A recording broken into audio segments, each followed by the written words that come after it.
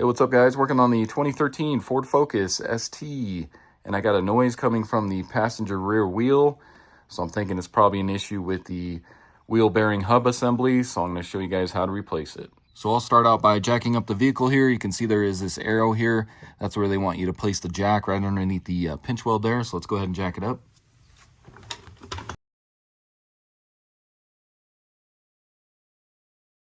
And if you notice, I went pretty high on this just because this car is sitting on coilover, so it sits really low here just to give us a little more room. And then I'm going to place a jack stand right next to my jack here on the pinch weld as well. So go about right there, and then I'll just kind of slowly lower this, but I'll also leave the jack in place as well.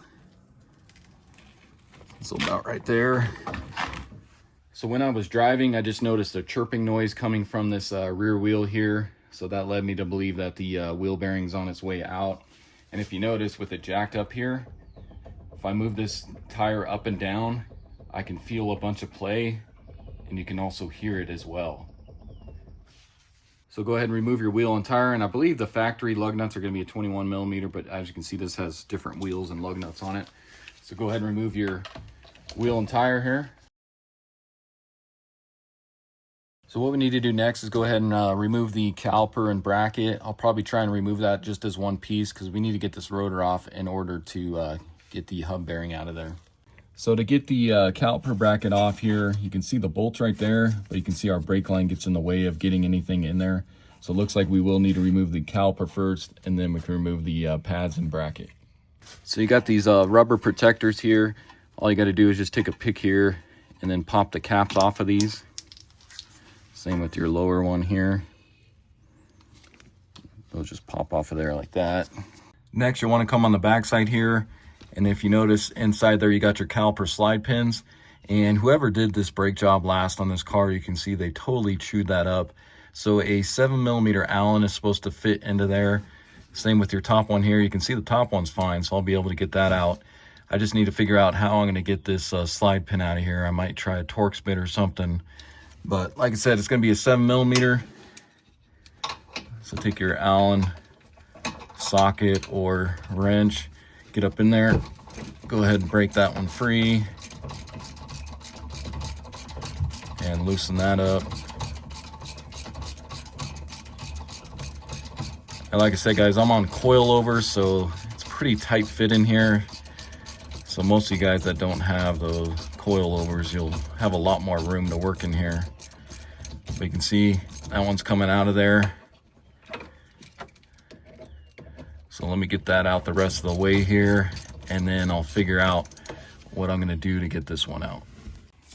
So it looks like a Torx T45 is going to work in there for my issue here. Hopefully.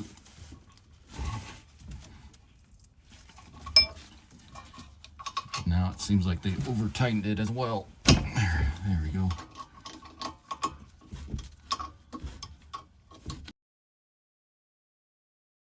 Okay, so now I got both of those loose here, and then we should be able to slide our caliper off here. Next, go ahead and grab a pair of pliers here. We just need to take this clip off so we can slide that caliper off of here. Just take your pliers, pull that off. Next, we'll go ahead and pull off our caliper, and sometimes this can be on there pretty tight, so you may need to use a pry bar or a flathead screwdriver. Just kind of pry up on that just to get this caliper to release off the pads. Sometimes the pads will come off with it. There we go. So you can see the pads came off with it, but you can go ahead and pull those off because those just kind of slide in there like that. Same with this one. Just remember what pad went where. So the spring one will go on the inside anyway. So pull those off, and then we can kind of just tilt this brake caliper here towards the top. Just be careful of your lines and that. Just kind of set it up there for now or so, because we can go ahead and get the brake caliper bracket off now. So I ended up just kind of rotating this caliper over here. You can see the lines there. Just make sure you're not putting a bunch of stress on them. Next, grab a 13 millimeter. Let's go ahead and remove both of these caliper bracket bolts here. And these might be on there pretty tight.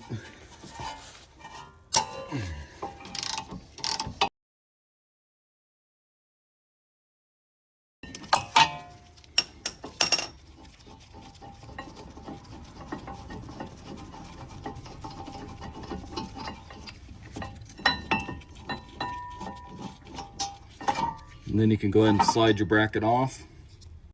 Now we can remove the rotor. Next, you want to come on the back side of the hub here, and we need to unplug the ABS sensor there. So you see this little tab right here. Just go ahead and push in with your thumb, and then you can unplug the ABS sensor. So now we can go ahead and remove the 4 bolts holding the hub assembly on here. And those are going to be E14 sockets, so make sure you got one of those. And then I'm just gonna undo this ABS line here, just so I can tuck this out of the way here. And it's pretty tight getting in here, so you may just have to find the right amount of extensions or whatever you need to use to get these off. And try and break those free.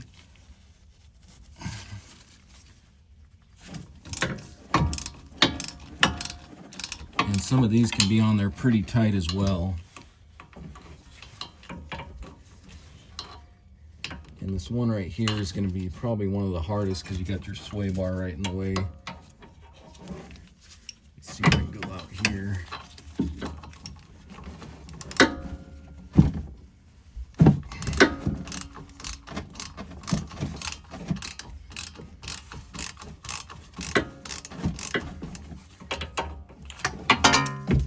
So I'm going to try to get to this bottom right one without an extension, see if that works or not.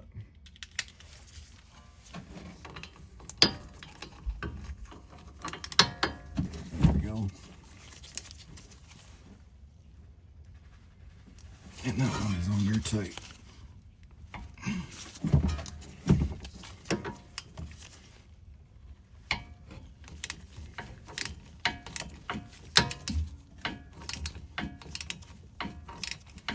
So a flex head ratchet works well for this bottom right one.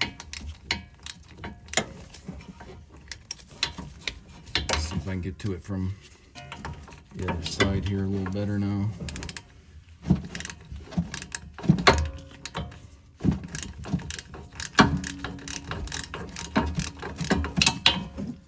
Okay, so I think I got all of them loose. So let me just go ahead and remove the rest of them now.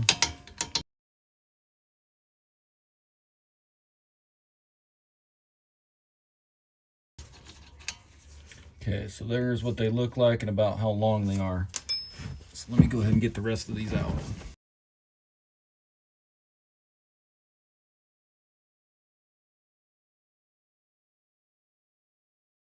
Okay, so there we go. That's all 4 of them. So now let's see if we can get this out of here. Most likely this ain't gonna pull out because these always seize up in there. So grab you a hammer here. I'm gonna hit on the sides, the top, bottom over here, see if we can pop this out. If I can't get it out, we may have to use a slide hammer to pull this out of here. But let's go ahead and try just a hammer here. You can see it kind of loosening up because the shield's starting to slide now. So just keep working at it here. There we go. So our hub is out of there. You can see that's where it seizes. It just rust is in there pretty good over time. So next I'm going to take my wire wheel. I'm going to clean up on the inside here, get all this rust out of here, and then on the outside as well. You can use a wire brush or whatever you want to use for that. Next I'm going to take just a little bit of anti-seize here and just coat the inside of this just in case we need to change this out again at a later date. Hopefully it won't be so corroded in there. Just put a thin coat, and I'll put a thin coat on the outside here for that dust shield.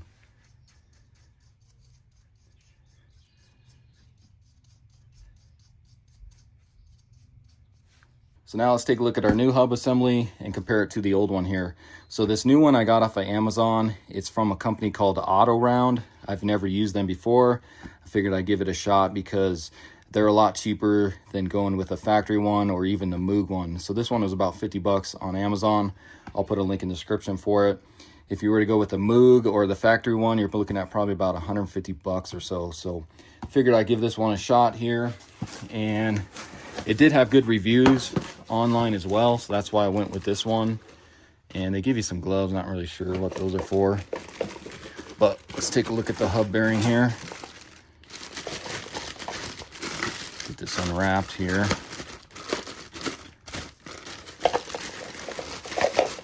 So they do put a little protective cap on here for the ABS sensor. You can see they do include quite a bit of cardboard as well.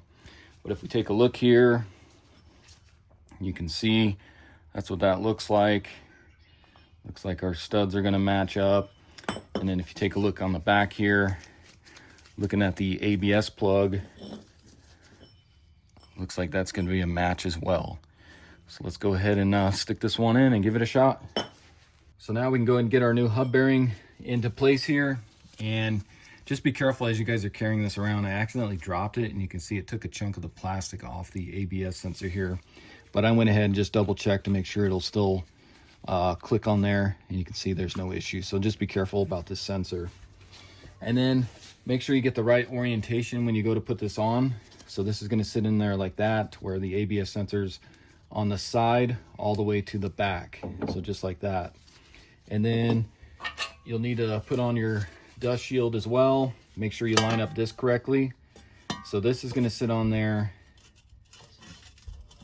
kind of like that. So you want to make sure this hole here and then that one measures up, and then this one here, you can see it's a little bit bigger on that one. So just make sure all 4 of those holes line up.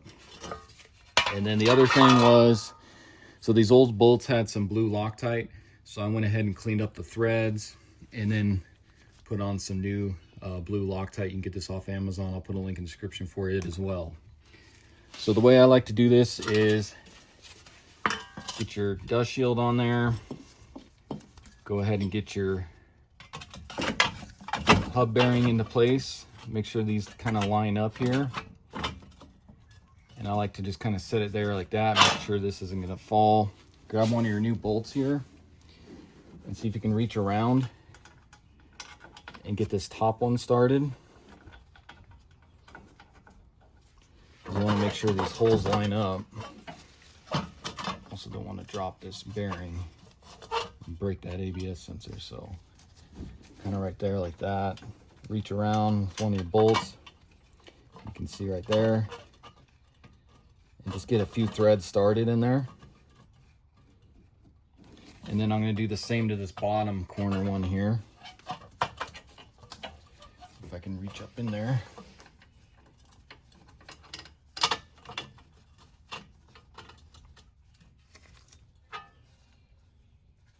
So I got a couple threads started on that, and I think I'll just stick with that, and then we can do the other 2 from behind. So go ahead and grab your other 2 bolts here. We'll get those started with a few threads as well.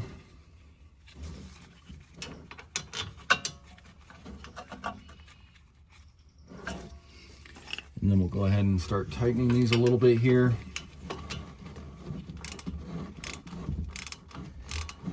And the way I'm going to tighten these is kind of alternate, almost like a star pattern. That way that hub draws into this evenly.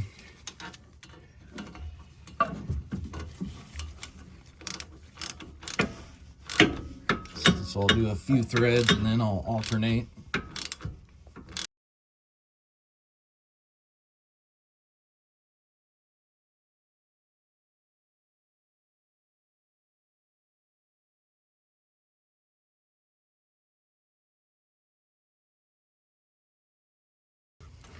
Okay, so once you get all those snug, you can grab your torque wrench. Those are going to be torqued to, I believe, 81 foot-pounds. It's pretty tight in here, so I'm not going to use my torque wrench. I'm just going to get these probably as tight as I can by hand here, and you'll be all right. especially since there's Loctite on those as well. So just kind of feel for about 80 foot-pounds, 81 foot-pounds, and you'll be all right.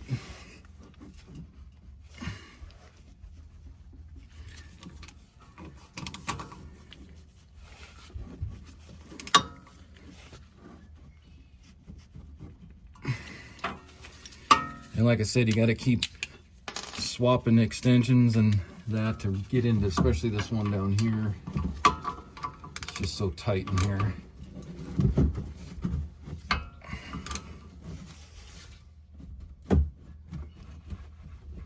Okay, so I think that's about 81 foot-pounds. And then of course, go ahead and plug in your ABS sensor here. Make sure that clicks, and then just pull on it to make sure it's locked on there.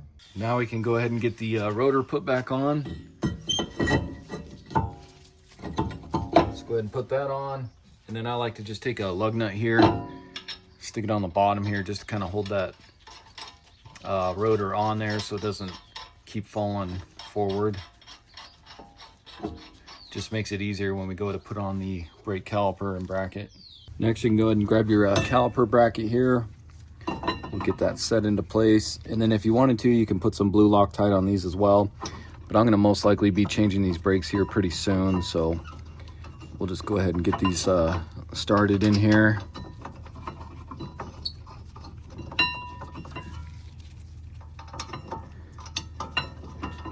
And then we'll go ahead and tighten these up, get them nice and snug with your 13 millimeter.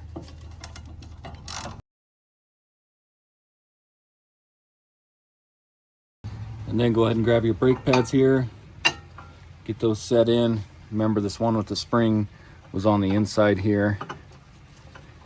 Just pop those in there. So now let's see if we can go ahead and get our caliper back over this. Since we were able to remove it, it should go slide on there without having to compress the piston bend, but let's try it.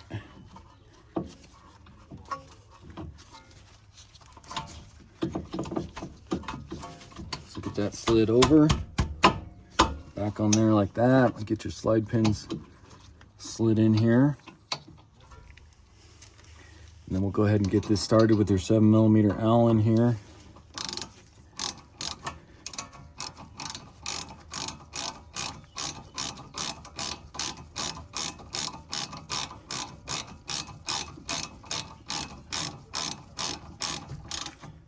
Get that snug. And then again, I'll go down to my bottom one here. I'm not going to swap that bolt out yet, even though it's kind of stripped. I'll wait until I do the actual brakes there, but I got to use the Torx on that one. Once you get those tight, go ahead and get your caps here. Put those over your slide pins here. Next, go ahead and grab your spring here. Get this set into place. So you want it to be on the back side of that. And then same on here. So you may just bend it with your finger. Just get that click back into place there like that. And then you can go ahead and remove this lug nut here, and then we'll get our wheel and tire put on.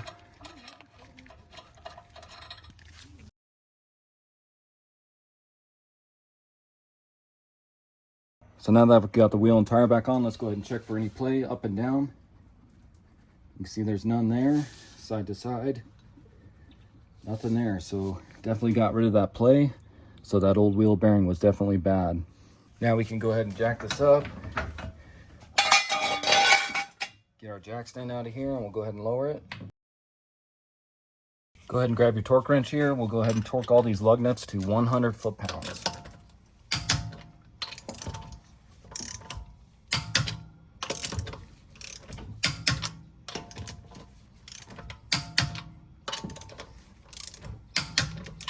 Okay, so that's going to wrap up the video. Again, this was a 2013 Ford Focus ST. Went ahead and replaced the rear wheel bearing hub assembly. Pretty simple to do on these cars. Takes you maybe 30-45 minutes at the most to get this done. So hopefully this video helps you out. If it does, hit that subscribe button. Check out my other videos, and I'll see you in the next one. Thanks for watching.